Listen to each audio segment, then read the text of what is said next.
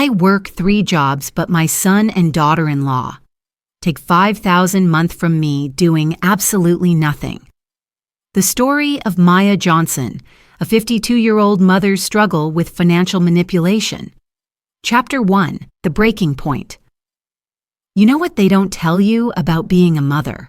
That sometimes the very children you die for become the ones slowly killing you, not with a knife or poison, but with something far more insidious, entitlement wrapped in the guise of love. My name is Maya Johnson. I'm 52 years old, and I'm about to tell you a story that might make your blood boil.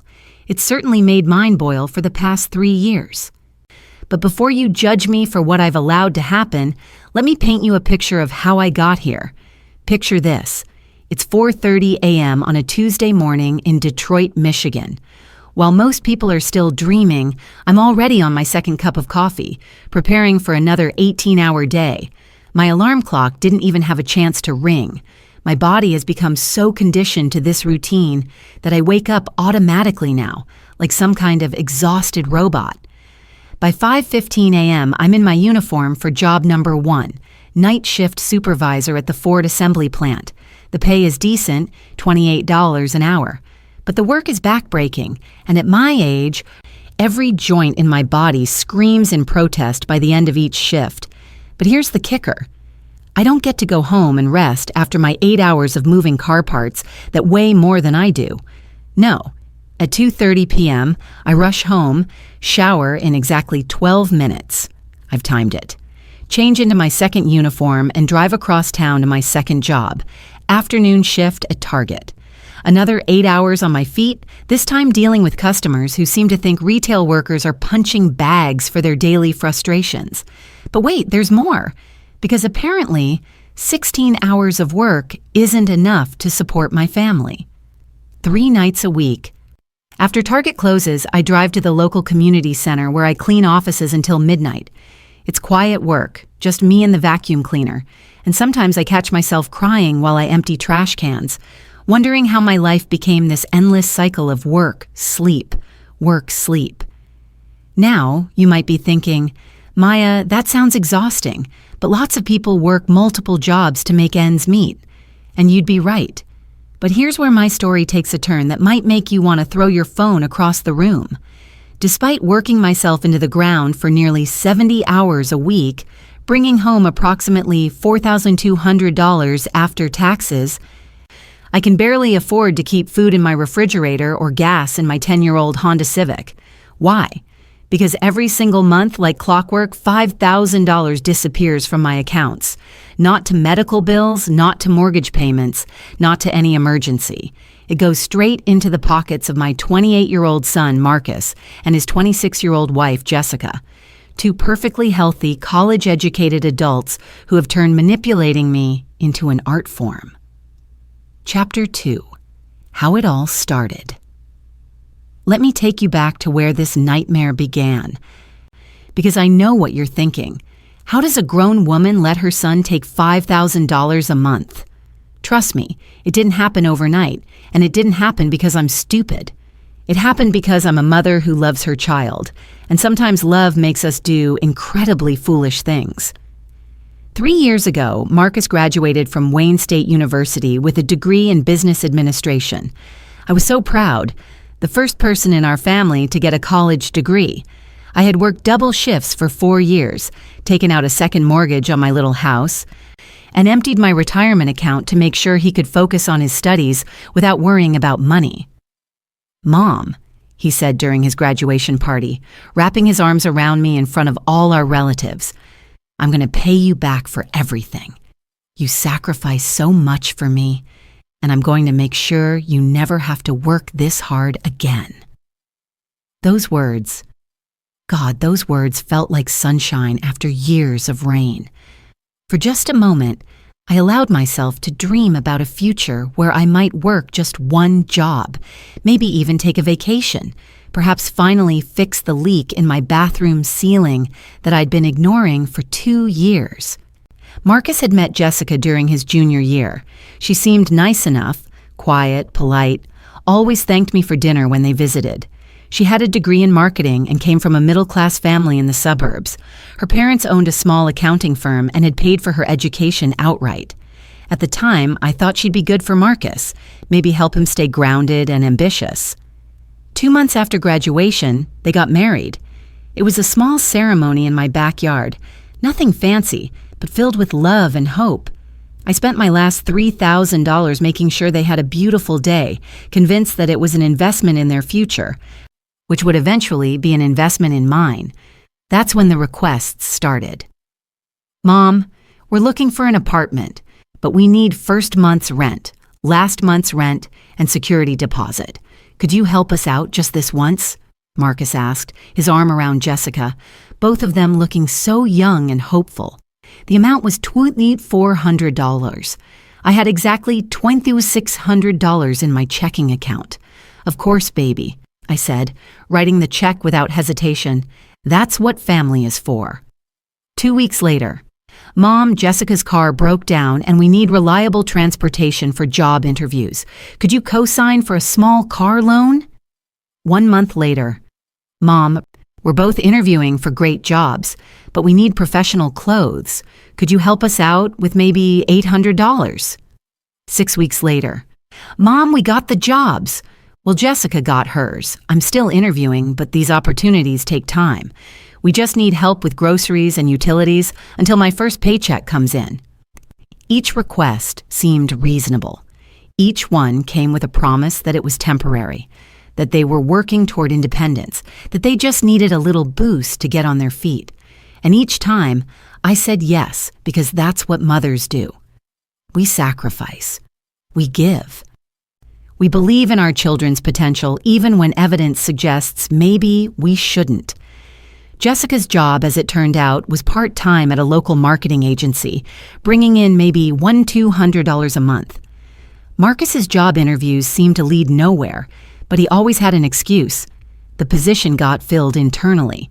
They decided to promote from within. The company had a hiring freeze. By the end of their first year of marriage, I was giving them an average of $3,200 a month.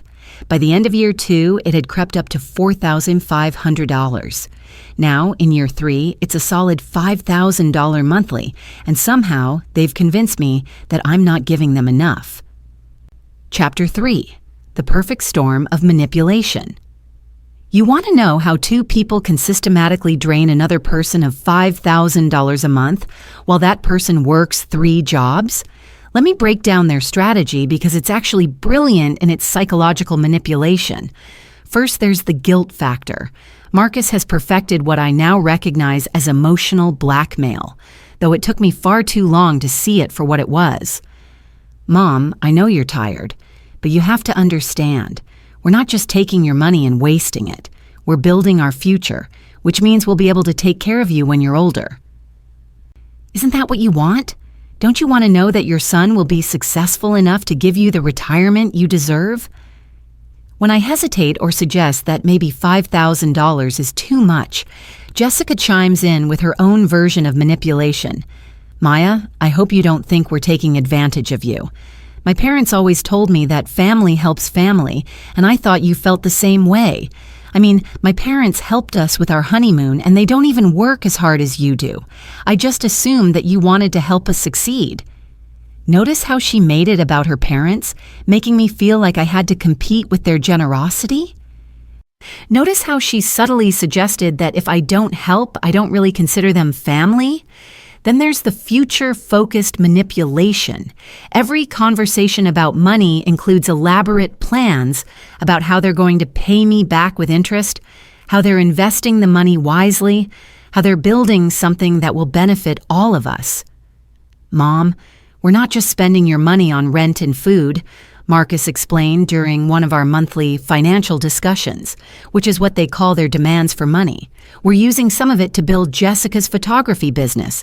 She's really talented, and once it takes off, we'll be able to pay you back everything plus 20% interest. Jessica's photography business, for the record, consists of a $2,000 camera that I bought, a basic website that cost $500 of my money to set up, and approximately 6 paid photo sessions in 18 months. But somehow, this business justifies taking thousands from me every month for marketing expenses and equipment upgrades. The third strategy is what I call crisis escalation. Just when I think I might put my foot down, there's always an emergency that requires immediate financial attention. Last month, it was Jessica's emergency dental work. She needed $200 right away for a root canal, or she'd be in excruciating pain and might lose the tooth entirely. Mom, you wouldn't want Jessica to suffer, would you? And if she loses the tooth, it could affect her confidence and her ability to do photography sessions. This is really an investment in her business. I paid for the dental work. 2 weeks later, I saw Jessica's Instagram story from a weekend trip to Chicago, featuring expensive dinners and shopping bags. When I asked about it, Marcus explained that the trip was a business networking opportunity and that they used reward points for most of the expenses. The fourth and perhaps most insidious strategy is isolation and shame. Whenever I suggest that maybe they should look for additional income sources or reduce their expenses, they make me feel like a selfish, unsupportive mother. Mom, do you know how embarrassing it is to have to ask your mother for help at our age? Do you think we want to be in this position? We're doing everything we can, but the job market is tough, and we're competing with people who have family, money, and connections. We can't all be as strong as you, working multiple jobs and never complaining. Some of us need a little more support to reach our potential. This statement is a masterpiece of manipulation.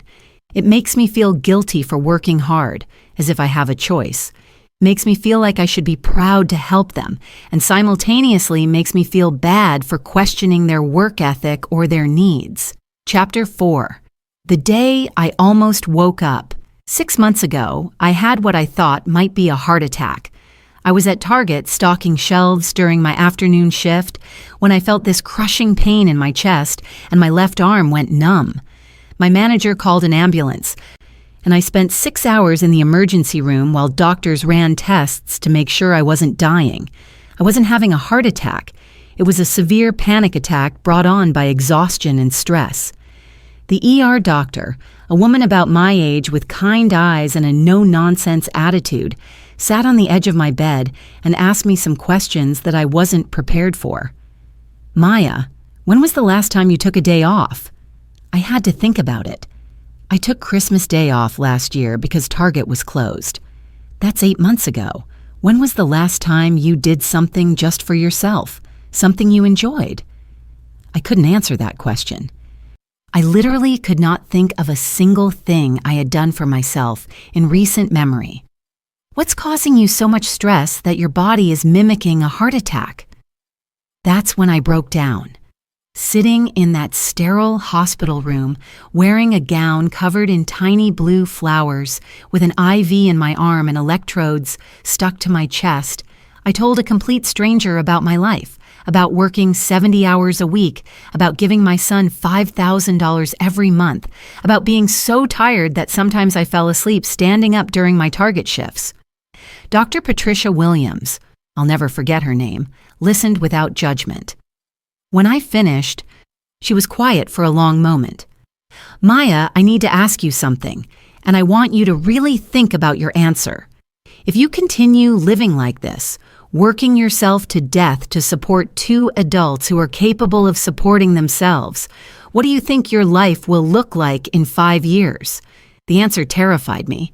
In 5 years, I'd be 57 years old, probably with real heart problems, maybe diabetes from the stress, and poor eating habits, definitely with a destroyed retirement fund. I'd still be working multiple jobs because I'd have no savings, no assets, nothing to show for decades of work except for having funded my son's comfortable lifestyle. And what do you think Marcus and Jessica's life will look like in 5 years if you keep enabling them? This question was even worse. They'd be in their 30s, still financially dependent on their aging mother, with no real work experience or financial responsibility. I wouldn't be helping them. I'd be crippling them. Dr. Williams wrote me a prescription for anti-anxiety medication and gave me a referral to a financial counselor. She also wrote something else on her prescription pad and handed it to me. "This isn't a medical prescription," she said, "but I want you to fill it anyway." The paper read, "Take 1 week off work. Do something that makes you happy. Remember who you are besides someone who gives money away." I walked out of that hospital with a strange mix of hope and terror. For about 3 days, I seriously considered following her advice. I researched financial counselors, looked up information about setting boundaries with adult children, even called my supervisor at Ford to ask about taking some personal time. But then Marcus called. "Mom, thank God you're okay. Jessica and I were so scared when we heard about your hospital visit. Listen, I know the timing is terrible, but Jessica's car needs new tires, and if she can't get to work, she might lose her job. We hate to ask when you're dealing with your health, but could you help us out with maybe $800? We'll pay you back as soon as my next interview comes through." And just like that, I was back in the cycle. Because that's what mothers do, right? We put our children's needs before our own, even when those needs are manufactured emergencies designed to keep us trapped. I never called the financial counselor. I never took a week off. I filled the anti-anxiety prescription, but I never took the pills because they made me drowsy, and I couldn't afford to be drowsy when I was working 70 hours a week. That was 6 months ago, and nothing has changed except that I'm more tired, more resentful, and more aware of how trapped I've become. Chapter 5: The Mathematics of My Misery. Let me break down the numbers for you, because sometimes seeing the actual figures is the only way to understand how completely insane this situation has become. My monthly income from all 3 jobs, after taxes: Ford assembly plant, $1,800 target, $400 cleaning services, $1,000 total monthly income, $4,200 my basic monthly expenses, mortgage, $850 utilities, electric, gas, water, $180 car payment, $220 car insurance, $95 health insurance, $280 gas for work commutes, $200 groceries, $300 phone, $65 basic household expenses, $150 total basic expenses, $2,340. This means that after my essential expenses, I should have $1,860 left over each month. That could go towards savings, retirement, home improvements, healthcare costs, or maybe even a vacation once in a while. Instead, that money plus an additional $3,140 goes to Marcus and Jessica every single month. Where does that extra money come from? Credit cards, loan advances, borrowed money from my sister, who thinks I'm helping Marcus start a business, and increasingly, from skipping my own expenses. Here's what I've sacrificed to maintain their $5,000 monthly allowance. I haven't bought new work clothes in 2 years. I eat peanut butter sandwiches for dinner most nights because meat is expensive. I haven't been to a doctor for a regular checkup in 18 months. I drive with a cracked windshield because I can't afford the $300 to replace it. My roof has been leaking for a year, causing water damage that gets worse every time it rains. I wash my clothes in cold water and hang them to dry to save on utility costs. I buy generic medications and sometimes skip doses to make them last longer. Meanwhile, based on their social media posts and the glimpses I get of their lifestyle during my weekly visits, here's how Marcus and Jessica are spending my money. Rent for a 2-bedroom apartment in a trendy neighborhood, $1,400 lease payments on Jessica's 2023 Honda Accord, $420 lease payments on Marcus's 2022 Jeep, Grand Cherokee 510 dining out 4 to 5 times per week, approximately $600 groceries. They buy organic everything. $400 gym memberships, $120 Jessica's photography equipment and business expenses, $300 streaming services, premium cable, high-speed internet, $200 clothing and personal expenses, $500 weekend trips and entertainment, $350 miscellaneous emergency expenses, $200 total, $5,000. But here's what really makes my blood boil. They've convinced themselves and me that this is temporary, that they're struggling, that they're working as hard as they can to become independent. Marcus has had exactly 3 job interviews in the past 18 months. 3. He spends his days networking, which seems to involve a lot of coffee dates and LinkedIn messaging, working on his personal brand, social media, and researching opportunities. watching YouTube videos about entrepreneurship. Jessica works 15 hours a week at the marketing agency and spends the rest of her time building her photography business, which has generated approximately $1,200 in revenue over the past year. That means I've spent roughly $12,000 subsidizing a business that has made $1,200. The math is simple and brutal. I work 70 hours a week to fund their comfortable lifestyle while I live like someone making minimum wage. They work maybe 25 hours a week combined and live like people making six figures. And the most heartbreaking part? They genuinely seem to believe that they deserve this arrangement, that I owe it to them, and that they're grateful recipients rather than manipulative parasites. Chapter 6. The breaking point gets closer. Last month, something happened that finally started to crack the facade of this nightmare arrangement. I was visiting them on a Sunday afternoon, which has become our weekly tradition. I bring groceries, they always seem to be out of food, help Jessica with wedding photo editing, free labor for her business, and listen to Marcus explain why his latest job prospect didn't work out. I was in their kitchen, washing dishes while they sat in the living room planning a weekend trip to Nashville, when I overheard a conversation that changed everything. "Babe, do you think your mom would be hurt if we told her we couldn't do Sunday dinners for a few weeks?" Jessica asked. "I know she likes spending time with us, but honestly, I'm kind of tired of having to be on all the time. It's exhausting having to act grateful and answer all her questions about what we're doing with our lives." "I know what you mean," Marcus replied, "and she always brings those cheap groceries and acts like she's doing us this huge favor. Like, we didn't ask her to buy off-brand cereal and generic pasta sauce. If she's going to help us, she could at least buy the good stuff. Plus, she always has this martyred expression when she's here, like she wants us to acknowledge how hard she works. It's manipulative. My parents help us without making us feel guilty about it. The thing is, she needs us more than we need her. She gets all her self-worth from feeling needed. If we cut her off completely, what would she have? This arrangement works for everyone." I stood at their sink, holding a plate that I'd washed 3 times without realizing it, feeling like someone had punched me in the stomach. These 2 people who I'd been supporting for 3 years, who took $5,000 from me every month, thought I was manipulative for looking tired. They thought my generic groceries were inadequate. They saw my financial support as something I needed to give them more than they needed to receive it. But I didn't confront them. I didn't say anything. I finished the dishes, made polite conversation for another hour, kissed them goodbye, and drove home in silence. That night, I did something I hadn't done in years. I made a list. Not a grocery list or a work schedule, but a list of everything I'd given up to support Marcus and Jessica. The list was 4 pages long. Then I made another list, all the things they'd told me over the past 3 years about why they needed money and what actually happened afterward. This list was even more depressing.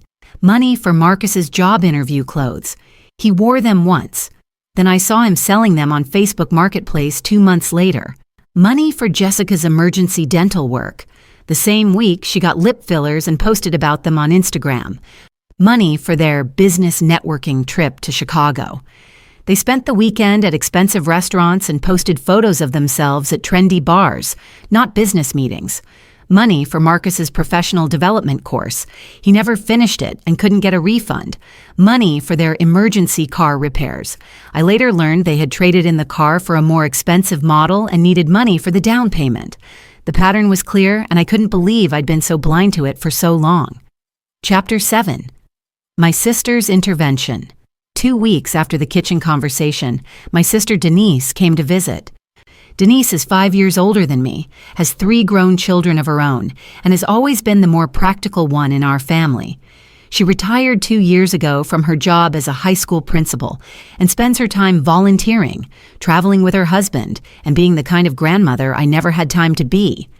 She took one look at my house, the leaky ceiling, the outdated appliances, the general wear and tear that I couldn't afford to fix, and asked the question I'd been dreading. "Maya, what the hell is going on with you?" I tried to deflect. What do you mean? I'm fine. Just tired from work.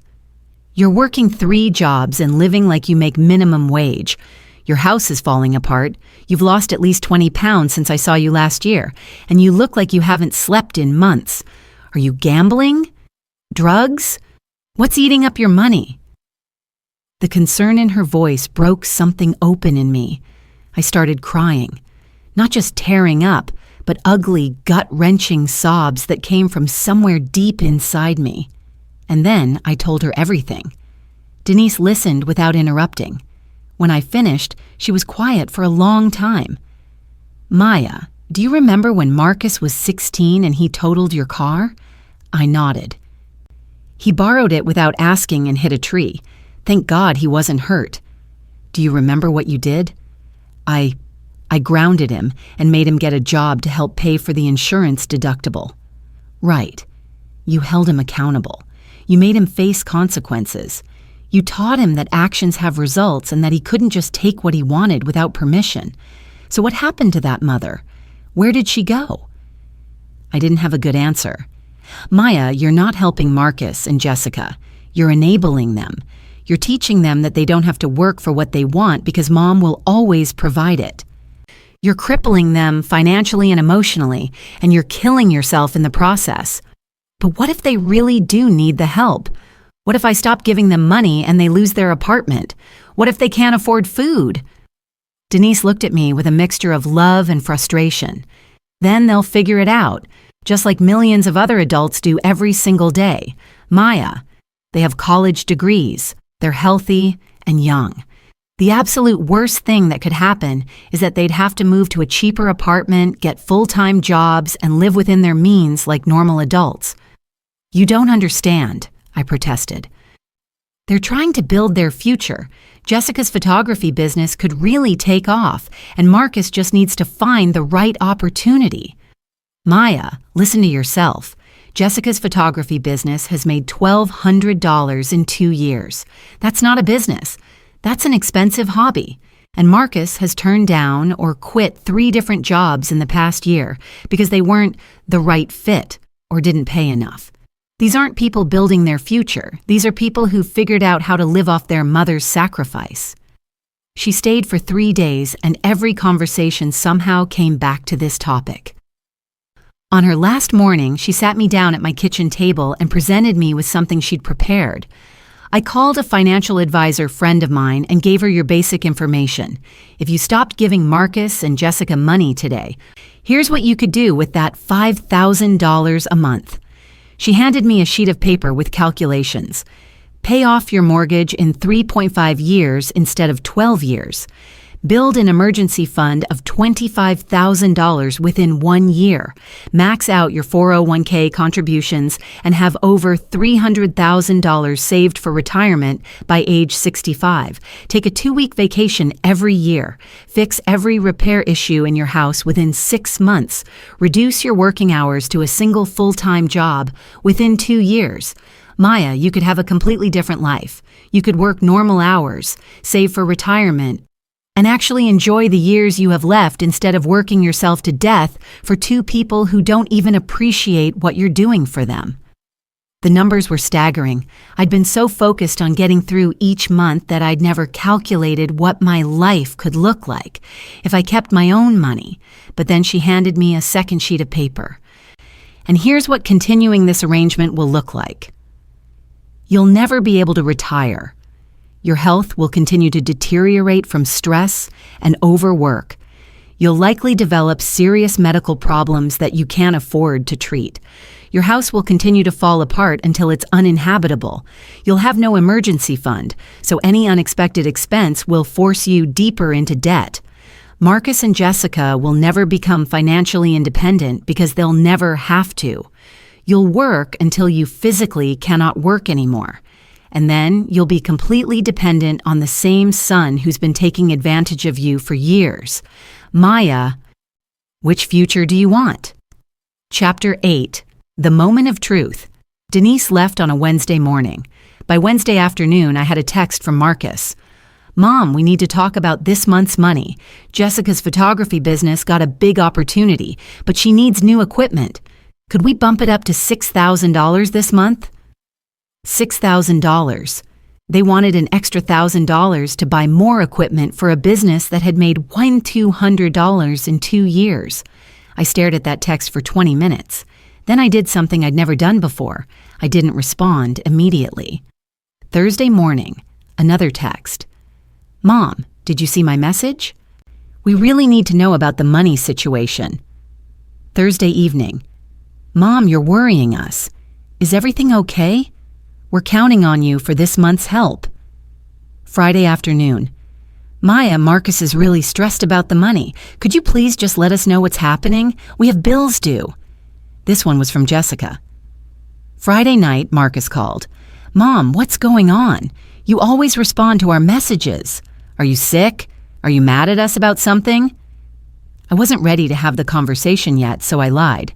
I'm fine, just busy with work. Can we talk this weekend? Okay, but Mom, we really need to sort out this month's money. We've already committed to some expenses based on what you usually give us. That sentence, what you usually give us, hit me like a slap. They'd turned my financial support into their expected income. They were making commitments with my money before I'd even agreed to give it to them. Saturday morning, I drove to their apartment. I had practiced what I was going to say, but when I walked in and saw them sitting on their expensive couch in their expensive clothes, in their expensive apartment that I was paying for, all my rehearsed speeches disappeared.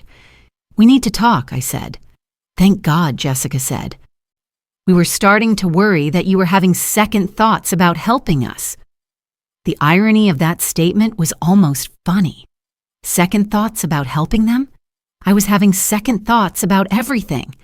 I can't give you money anymore, I said. The words came out quieter than I'd intended, but they came out.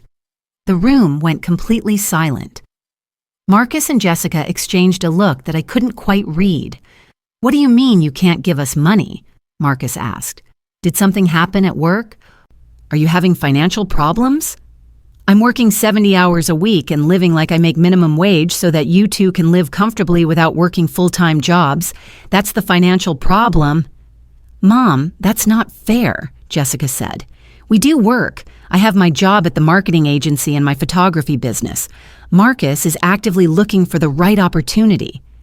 Jessica, you work 15 hours a week and make $1,200 a month.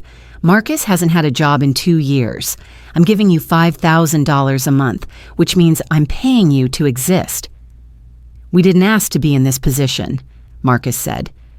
And I could hear the familiar manipulation starting. The job market is tough, and we're doing our best. I thought you wanted to help us get on our feet. It's been 3 years, Marcus. How long does it take to get on your feet? As long as it takes. Mom, you can't just abandon us when we're still building our future. Your future. What about my future?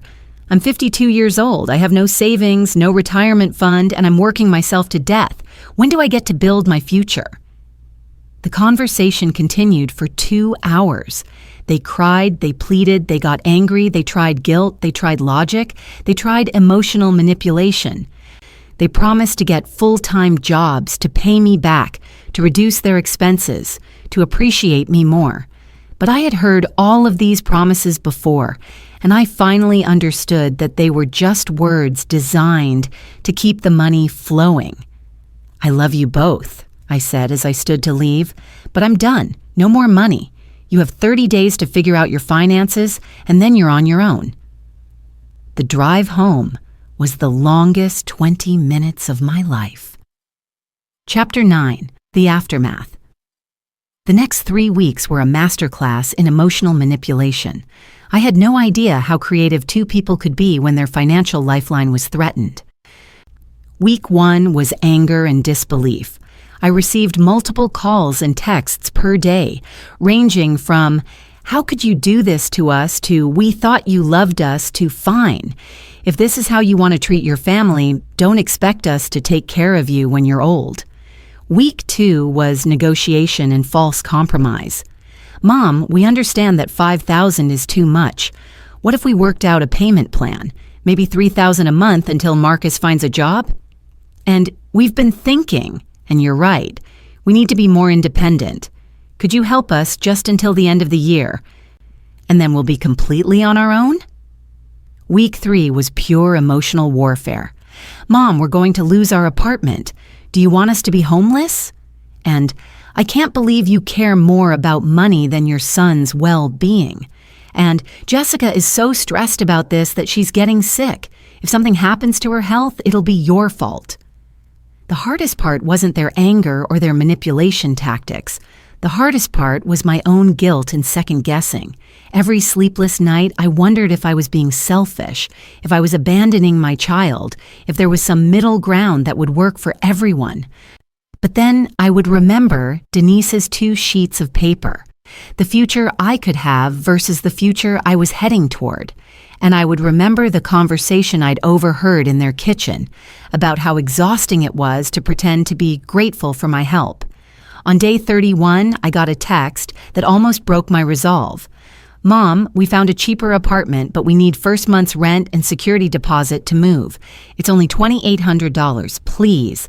This is the last time we'll ask for help. I stared at that text for an hour. $2,800. Just this once, the last time. But I knew it wouldn't be the last time. There would always be a new emergency, a new opportunity, a new reason why they needed help.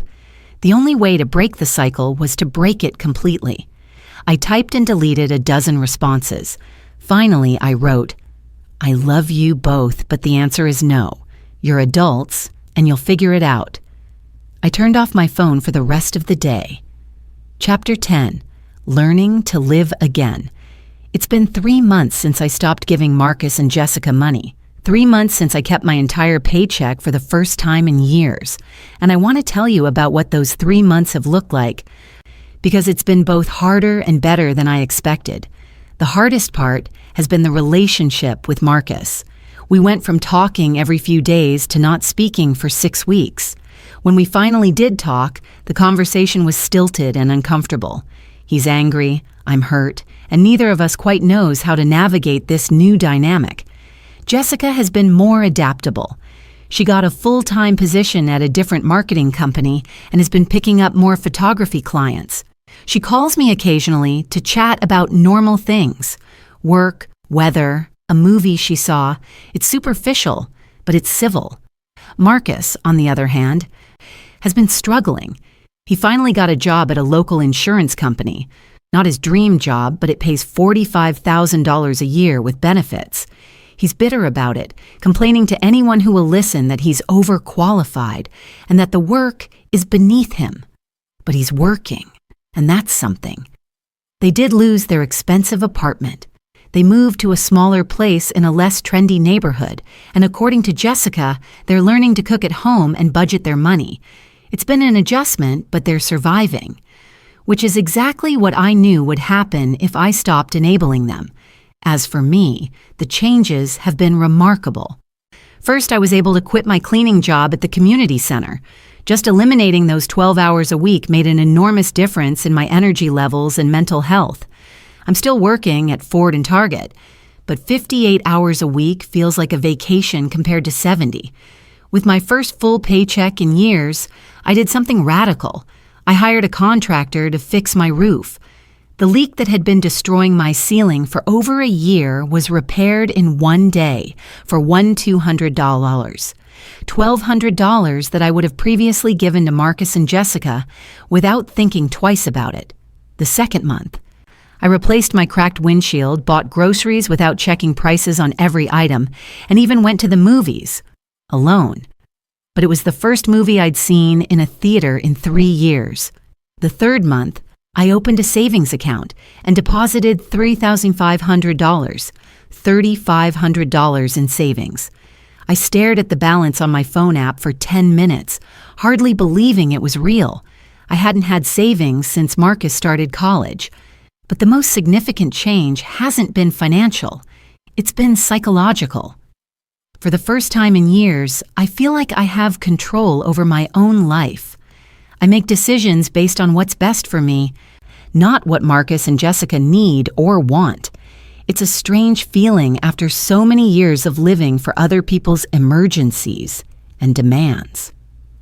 Chapter 11. The Family Fallout. Of course, my decision to cut off financial support didn't just affect Marcus and Jessica. It sent shockwaves through my entire extended family, and the reactions have been educational. My mother, who is 78 and still sharp as a tack, was surprisingly supportive. Maya, she told me during one of our weekly phone calls, I raised 5 children during much harder times than these, and not one of them lived off me after they got married. That boy needs to learn to stand on his own 2 feet. My younger brother Tony, however, had a different perspective. Maya, I can't believe you abandoned Marcus like that. Family is supposed to stick together. If I had your income, I'd help my kids no matter what. Tony, for the record, makes about $35,000 a year as a mechanic and has 2 teenage daughters. His idea of helping his kids is letting them live at home while they go to community college and work part-time jobs.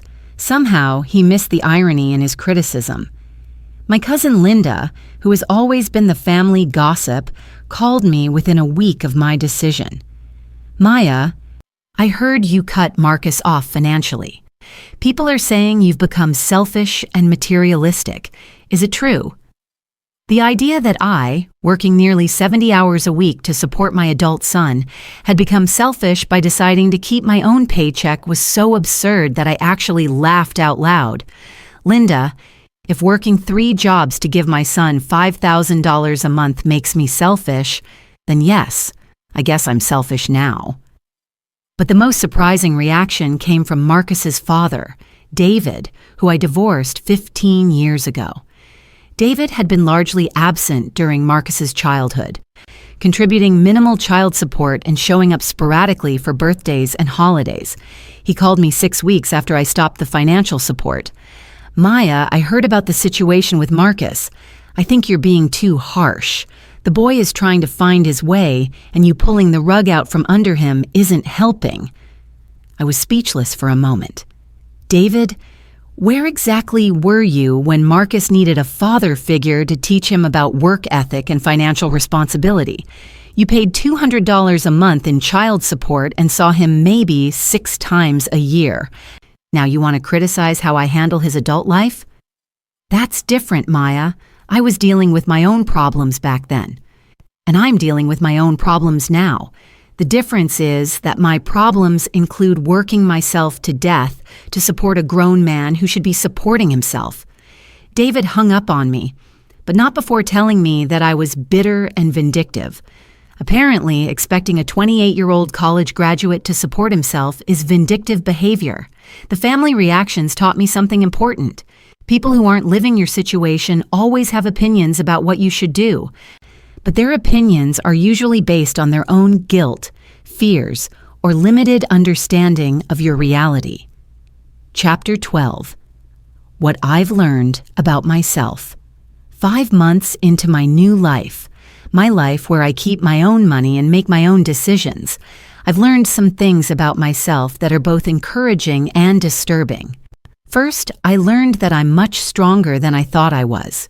For years, I believed that I was a victim of circumstances, that I had no choice but to work multiple jobs and give away all my money. But the truth is, I always had choices. I chose to enable Marcus and Jessica because it felt like love, because it made me feel needed, and because I was afraid of what would happen if I stopped. Cutting off their financial support was terrifying, but it was also empowering.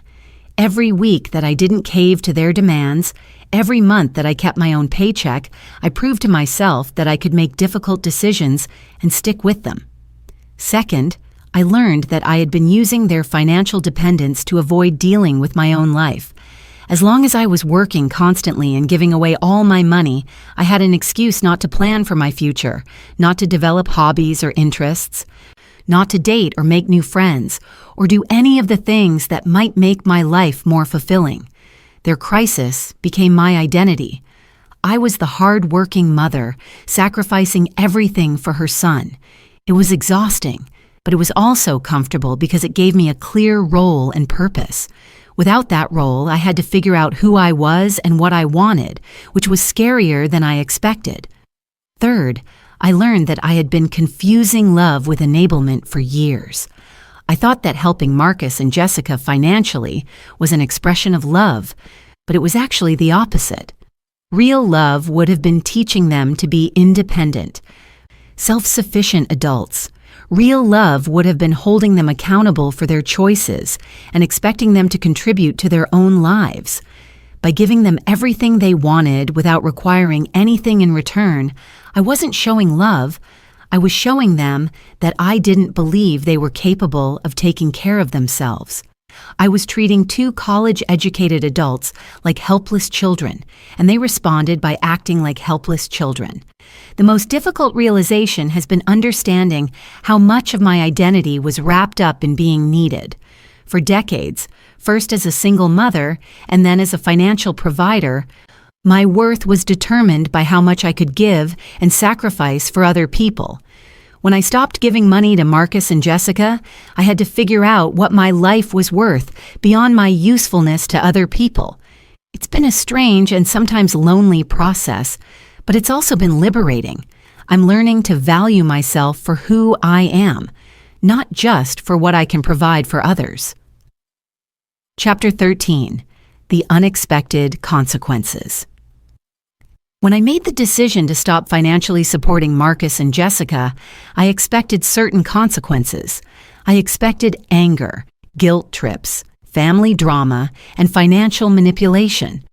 What I didn't expect were some of the positive changes that have come from forcing them to become independent. Marcus, despite his initial anger and resentment, has actually become more interesting to talk to. When our conversations aren't dominated by his financial needs or my financial stress, we can talk about other things. He tells me about challenges at his new job, movies he's watched, books he's reading. It's superficial compared to the relationship we used to have, but it's more honest. He's also developed some practical life skills that he never had before.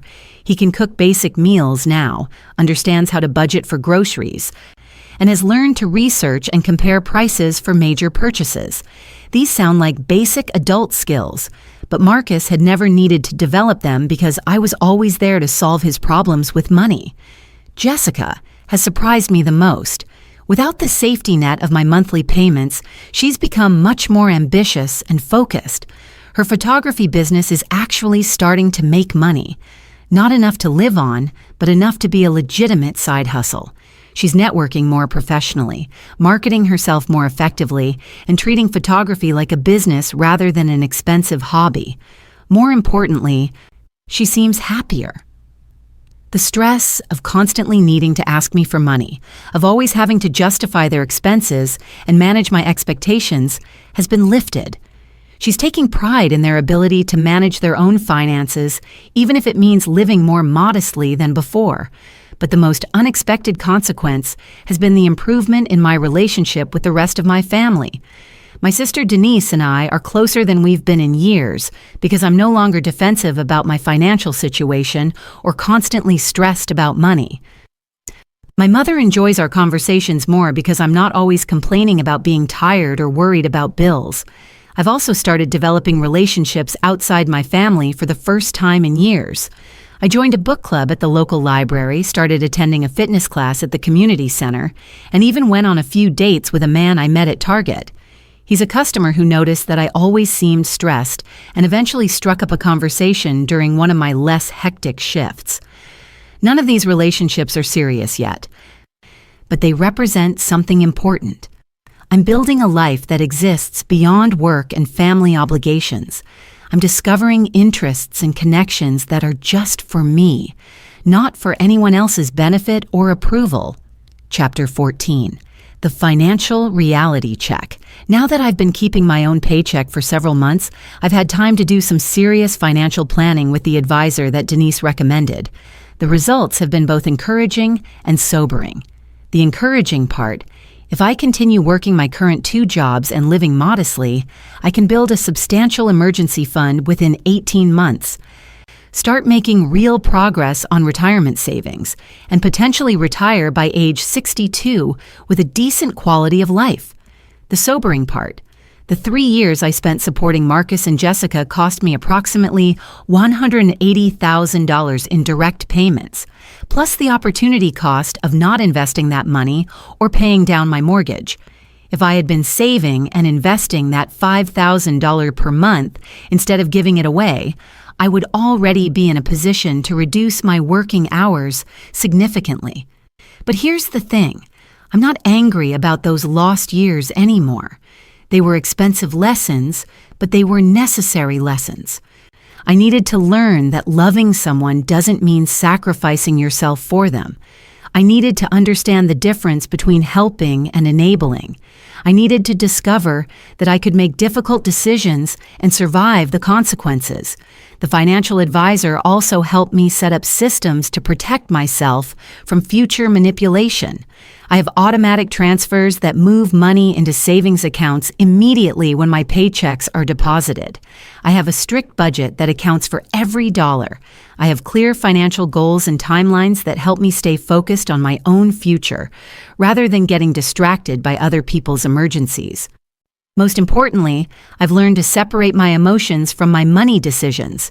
When Marcus or Jessica or anyone else asks for financial help, I don't respond immediately based on guilt or love or fear.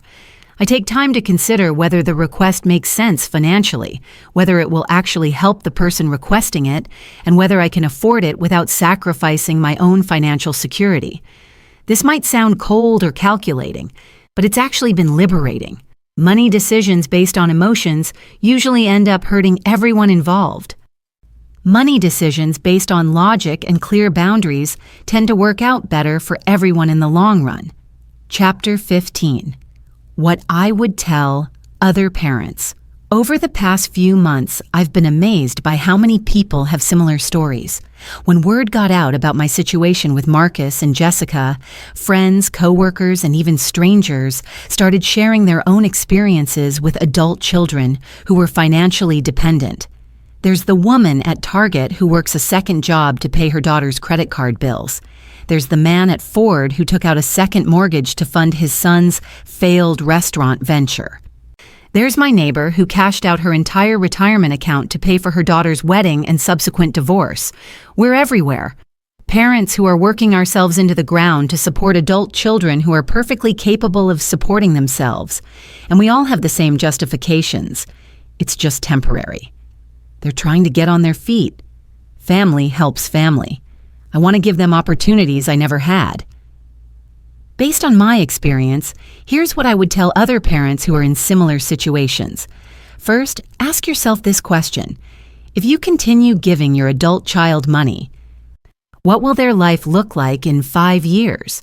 Will they be more independent and self-sufficient, or will they be more dependent on you than they are now? If the answer is more dependent, you're not helping them. You're crippling them. Second, consider what you're teaching them about money, work, and relationships. When you give an adult money without expecting anything in return, you're teaching them that they don't have to work for what they want, that their needs are more important than yours, and that love means sacrifice without reciprocity. These are not lessons that will serve them well in life. Third, think about your own future. You cannot take care of other people indefinitely if you don't take care of yourself. Working multiple jobs and giving away all your money is not sustainable, and it's not noble. It's a recipe for poverty, health problems, and resentment. Fourth, understand that adult children who are truly struggling will appreciate boundaries and accountability. If your child gets angry when you set financial limits, that's a red flag that they're taking advantage of you rather than genuinely needing help. Finally, remember that saying no to unreasonable requests is not abandonment. It's good parenting. The goal of parenting is to raise independent, responsible adults, not dependent adults who can't function without your constant support. Chapter 16. The ongoing challenge. I don't want to give the impression that cutting off financial support to Marcus and Jessica was a decision I made once and then moved on from. It's an ongoing challenge that requires constant vigilance and frequent recommitment to my boundaries. Just last week, Marcus called with another opportunity that required upfront investment. A friend of his is starting a marketing consulting business and wants Marcus to be a partner, but he needs $8,000 to buy in. Mom, this could be the break I've been waiting for. This guy has connections all over Detroit, and he's already got 3 major clients lined up. The old me would have found a way to get that $8,000, probably by taking out a loan or borrowing from my sister. The new me asked questions. What exactly would you be doing in this partnership? What kind of contract would you sign? What happens to your investment if the business fails? Why can't you get a bank loan for this if it's such a good opportunity? Marcus didn't have good answers to any of these questions, which told me everything I needed to know. This wasn't a legitimate business opportunity. It was another scheme to get money from me. Marcus, if this opportunity is as good as you say it is, then you should be able to save up the money yourself or get a business loan. If you can't do either of those things, then maybe it's not as solid an opportunity as you think. He was frustrated with my response, but he didn't argue with me for hours like he used to. I think he's starting to understand that the bank of Mom is permanently closed. These situations still make me anxious. There's always a voice in my head wondering if I'm missing a chance to help my son succeed. If I'm being too rigid, if I'm putting money before family. But then I remember where that thinking got me. Working 70 hours a week and living like someone making minimum wage while 2 healthy adults lived comfortably off my labor. The key has been developing a support system. Denise checks in with me regularly and reminds me of my progress when I start to waver. My financial advisor helps me stay focused on my long-term goals. The book club has become a source of friendship and perspective from people who aren't emotionally invested in my family drama. I've also learned to recognize the warning signs of manipulation attempts. When someone starts a conversation with a crisis that requires immediate financial attention, that's a red flag. When someone makes their financial emergency my emotional emergency, that's manipulation. When someone suggests that refusing to give them money means I don't love them, that's emotional blackmail. Chapter 17, The Relationship Evolution. Perhaps the most complex part of this entire experience has been watching my relationship with Marcus evolve from financial dependence to something that might eventually become a healthy adult relationship. It's been awkward and sometimes painful. We've had to learn how to interact with each other when money isn't part of the equation. For 3 years, most of our conversations revolved around his needs and my ability to meet them. Without that dynamic, we've had to discover what else we have in common. Surprisingly, we do have things in common. We both enjoy true crime podcasts. We both follow the Detroit Lions religiously, despite their ability to break our hearts every season. And we both share a weird sense of humor that the rest of the family doesn't always appreciate. We've started having lunch together once a month. And these meals are entirely different from our previous interactions. Instead of Marcus explaining why he needs money and me trying to figure out how to provide it, we talk about work, movies, his friends, my book club, current events, normal conversation topics that normal families discuss. He's also started asking about my life in ways he never did before. When I mentioned that I was thinking about taking a weekend trip to Chicago, he was genuinely interested in where I was planning to go and what I wanted to see. When I told him about the book club, he asked what we were reading and whether I was enjoying it. These might seem like small things, but they represent a fundamental shift in how he sees me. I'm no longer just a source of financial support. I'm a person with interests, plans, and experiences worth discussing. The relationship with Jessica has been more straightforward. Once she adjusted to their new financial reality, she seemed to appreciate not having to manage the complex dynamics of taking money from me. Our conversations are lighter and more genuine because neither of us is pretending about anything. She's also become more confident and assertive in a positive way. When she was financially dependent on me, there was always an underlying tension in our interactions because she needed to maintain my approval to keep the money flowing. Now that she doesn't need anything from me, she can be more authentic in our relationship. I'm not naive enough to think that either relationship is completely healed. there's still some resentment on both sides, and we're all still learning how to navigate this new dynamic. But for the first time in years, I feel like I'm building relationships with Marcus and Jessica based on genuine affection rather than financial obligation. Chapter 18: The Ripple Effects. One unexpected consequence of changing my financial relationship with Marcus and Jessica has been the impact on other relationships in my life. When you stop being the person who always says yes to financial requests, it affects how everyone in your circle relates to you. My sister Denise has told other family members about my situation, and I've been surprised by how many of them have reached out to share their own similar experiences. My cousin Robert, who I barely talk to usually, called to tell me about his own struggles with his gambling-addicted son. My Aunt Patricia shared her experience of cutting off financial support to her daughter, who was in an abusive relationship and using money to stay with her abusive boyfriend. These conversations have made me realize that financial manipulation within families is much more common than people talk about. There's shame involved on both sides. The parents are ashamed of being taken advantage of, and the adult children are ashamed of their dependence. So everyone suffers in silence, while these unhealthy dynamics destroy relationships and financial security. I've also noticed changes in how people at work relate to me. I'm less stressed, less distracted, and more present in my interactions with coworkers. Several people have commented that I seem happier and more relaxed. One of my supervisors at Ford even asked if I was interested in taking on additional responsibilities that might lead to a promotion. The idea of a promotion terrifies and excites me in equal measure. For years, I've been so focused on just surviving financially that I haven't thought about advancing professionally.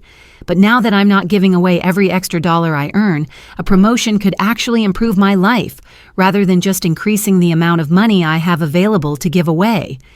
I've started dating, which has been both awkward and fun. I'm out of practice, but there's something liberating about getting to know someone without the constant background stress of financial crisis. I don't have to cancel dates because of work emergencies or financial anxieties. I can focus on whether I enjoy someone's company rather than worrying about whether I can afford to split a dinner check. The man I've been seeing most regularly is named Paul. He's a widower, 55 years old, works as an electrician, and has 2 adult children who are financially independent. Our first few dates were educational for both of us as we discovered how unusual my previous situation had been. "Wait," he said when I told him about Marcus and Jessica. "You were working 70 hours a week and giving them $5,000 a month for 3 years?" When someone outside your family hears the story with fresh ears, it sounds as crazy as it actually was. Chapter 19. Looking Forward. It's been 8 months now since I stopped financially supporting Marcus and Jessica. 8 months of keeping my own paycheck, making my own decisions, and living my own life. The changes have been remarkable. But they've also been gradual enough that I sometimes forget how different things used to be. I now work 50 hours a week instead of 70. I have $12,000 in savings. I've paid off 2 credit cards and made significant progress on paying down my mortgage early. I bought a reliable used car to replace my 10-year-old Honda. I fixed the roof, updated the electrical system, and painted the living room. More importantly, I've started planning for a future that extends beyond just surviving until the next paycheck. I'm looking at vacation packages for next spring. I'm researching community college courses I might want to take. I'm considering what I might want to do when I retire, instead of assuming I'll never be able to retire. Paul and I have been talking about moving in together, which would allow both of us to save money and build a more secure financial future. It's a conversation I never could have had when I was supporting Marcus and Jessica, because I couldn't commit to any financial arrangements that might interfere with their needs. The relationship with Marcus continues to improve slowly. He seems to be adjusting to working full-time and managing his own finances. He complains about his job sometimes, but he also talks about co-workers he likes and skills he's developing. Jessica's photography business is growing steadily, and she started teaching weekend workshops that bring in additional income. They're not wealthy, and they're not living the lifestyle they had when I was supporting them, but they're managing. They're learning to cook at home, budget for groceries, and make financial decisions based on their actual income rather than their desires. In other words, they're acting like normal adults. I don't regret the 3 years I spent supporting them because those years taught me important lessons about boundaries, self-worth, and the difference between helping and enabling. But I also don't romanticize those years or pretend they were anything other than a costly mistake that could have destroyed my financial future. Chapter 20. The Lessons I've Learned. As I write this story, I keep thinking about what I would want other people to learn from my experience. Not everyone who reads this will be in exactly the same situation, but the underlying dynamics, love, manipulation, financial stress, family guilt, are universal. The most important lesson is this: you cannot love someone into being responsible. You cannot sacrifice your way into making someone else successful. You cannot give someone self-respect or work ethic or financial wisdom. These are things people have to develop for themselves through experience, consequence, and personal growth. When you constantly rescue adults from the consequences of their choices, you rob them of the opportunity to learn and grow. You think you're showing love, but you're actually showing them that you don't believe they're capable of handling their own lives. The second lesson is about the difference between temporary help and ongoing enablement. Temporary help is specific, time-limited, and comes with clear expectations about what the recipient will do to improve their situation. Ongoing enablement is open-ended, increases over time, and comes with no expectations except gratitude. If you find yourself giving the same person money for the same types of problems month after month, year after year, you're not providing temporary help. You're providing ongoing enablement, and enablement doesn't help anyone in the long run. The third lesson is about the importance of having your own financial boundaries and goals. When you don't have clear financial priorities for yourself, it's easy to get pulled into funding other people's priorities. When you do have clear goals, retirement savings, emergency fund, debt reduction, it becomes easier to say no to requests that would interfere with those goals. The fourth lesson is about the relationship between self-worth and usefulness. Many people, especially parents and women, derive their sense of worth from how much they can do for other people. This creates a dangerous dynamic where your value as a person becomes tied to your willingness to sacrifice for others. True self-worth comes from recognizing that you have value simply because you exist, not because of what you can provide for others. When you understand this, you can help people from a position of strength rather than a position of desperate need to feel useful. The final lesson is about the courage required to change unhealthy patterns.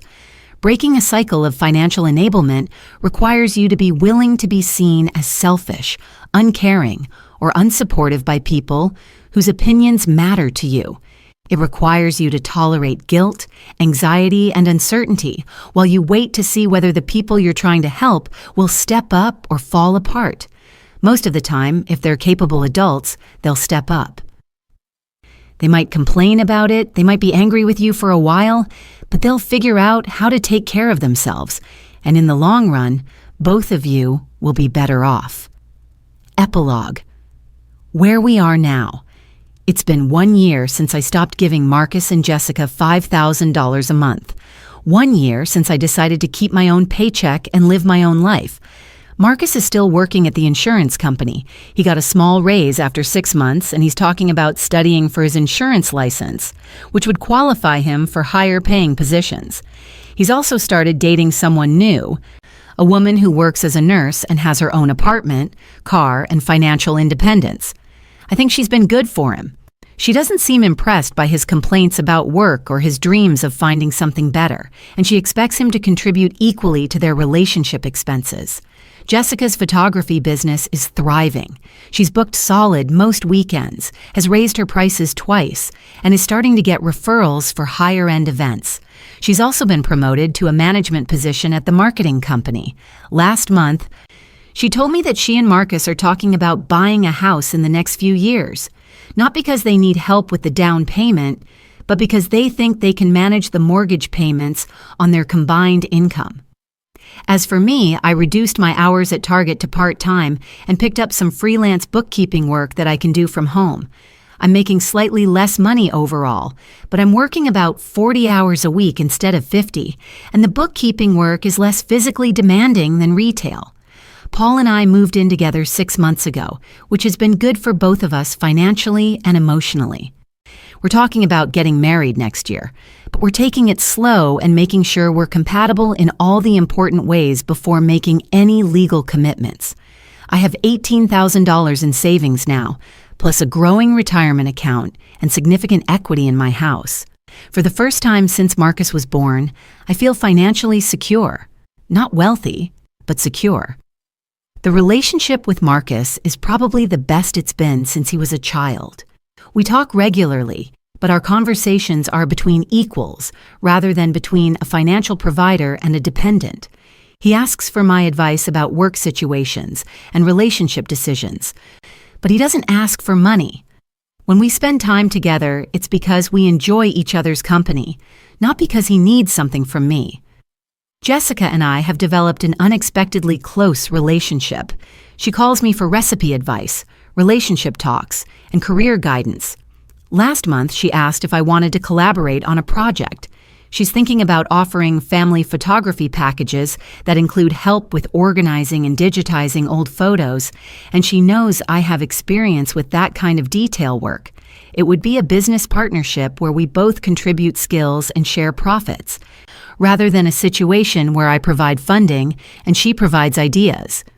The most surprising development has been my relationship with my extended family. Once I stopped being the person who was always stressed about money and always making sacrifices for Marcus, I became more available for normal family relationships. I can attend family gatherings without dreading conversations about money. I can offer to help with genuine emergencies without worrying about how it will affect my ability to pay my own bills. I also discovered that I really enjoy the bookkeeping work. It uses skills I developed during years of managing tight budgets and multiple income sources, and it's satisfying to help small business owners organize their finances and plan for growth. I'm considering going back to school to get a formal accounting degree, which would allow me to expand this work into a full-time career. The most important change has been internal. I no longer define myself primarily as a mother or a financial provider. I'm a woman with interests, goals, relationships, and value that exist independent of what I can do for other people. I'm still a mother, but that's one aspect of who I am rather than my entire identity. I wish I could say that I never have moments of doubt or guilt about the decision I made, but the truth is, there are still times when I wonder if I was too harsh, if I could have found a middle ground, if I damaged my relationship with Marcus permanently. When those thoughts come up, I remind myself of where I was a year ago, working 70 hours a week, living paycheck to paycheck, despite making decent money, with no savings and no realistic hope of retirement. I was sacrificing my health, my financial security, and my personal happiness to fund a lifestyle that Marcus and Jessica hadn't earned and didn't appreciate. Now I'm working reasonable hours, building savings, planning for the future, and developing relationships based on mutual respect rather than financial need. Marcus and Jessica are learning to be independent, responsible adults who can take pride in their own achievements rather than living off their mother's sacrifices. It took courage to change this situation, but it was the right thing to do for everyone involved. Sometimes, the most loving thing you can do for someone is to stop enabling their irresponsible behavior and force them to grow up. If you're reading this story because you're in a similar situation, I want you to know that change is possible. It's scary, it's difficult, and it might temporarily damage some relationships, but it's possible. You deserve to keep your own money, make your own decisions, and live your own life. Your adult children deserve the opportunity to develop independence, self-respect, and the satisfaction that comes from taking care of themselves. They can't develop these things as long as you're providing everything they need without expecting anything in return.